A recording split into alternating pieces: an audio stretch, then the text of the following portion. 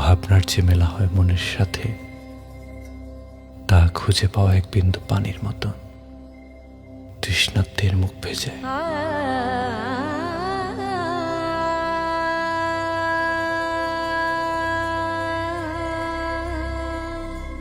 আবার কখনো শরীরে ব্যথার দাগকে গায়ামাখা স্নিগ্ধতার মাটির মতন মলিন করে দেয়।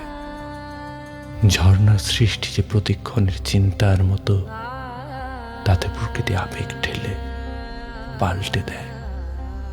এই চিন্তার নিস্তারের জন্য আবার চিন্তা। আমার এই ভাবনা, আমার এই চিন্তা সকালে সূর্যে আলো ফোটার খবরের সাথে নয়, চলতি হাওয়ায় মনোমুগ্ধকর সুবাসের মতন এসে বাসা বাঁধে মগজ বাড়িতে। কখনো কানের কাছে শব্দ ভিনভিনিয়ে বলে, আবার কখনো গানের রাগ মিলিয়ে নেওয়ার মনে।